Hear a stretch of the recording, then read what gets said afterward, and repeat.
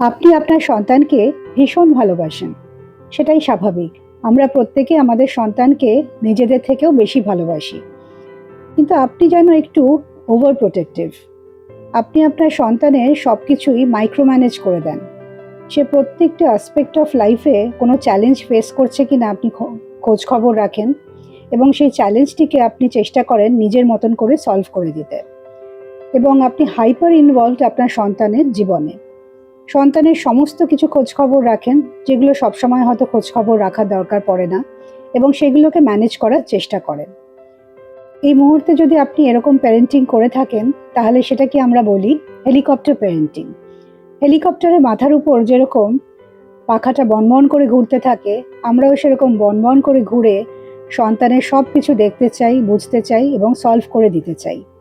এর মধ্যে দোষের কিছু নেই, কারণ এগুলো হয়তো আসে আমাদের অ্যাংজাইটি এবং খুব ডিপ লাভ থেকে, বা ধরুন আমাদের চাইল্ডহুডে আমরা কিছু মিস করেছি সেখান থেকেও আসতে পারে, বা কোনো কমপ্লেক্স থেকে আসতে পারে যে আমি অনেক বেটার বুঝি। আপনি যখন কারো হয়ে সব কিছু করে দিচ্ছেন, তাকে চ্যালেঞ্জের মুখোমুখি হতে দিচ্ছেন না, বটম লাইন কিন্তু এটাই দাঁড়াচ্ছে যে আমি তোমার থেকে ভালো পারি, তাই আমি তোমার হয়ে করে দিচ্ছি।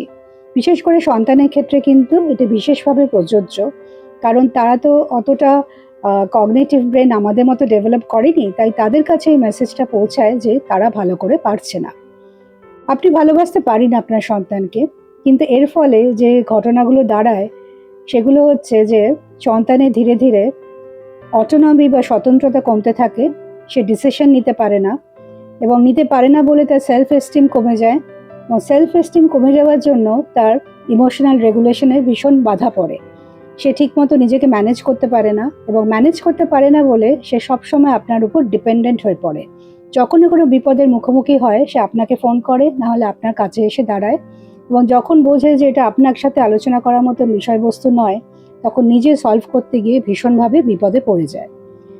এই জিনিসগুলো যদি আমরা একটু অ্যালার্ট থাকি, আমরা যদি একটু বুঝি যে আমরা তো ভালোবাসবই এবং আমাদের ভালোবাসা তো একদম নিখাদ, কিন্তু এই ভালোবাসার জন্য যেন আমরা সন্তানের ক্ষতি না করি।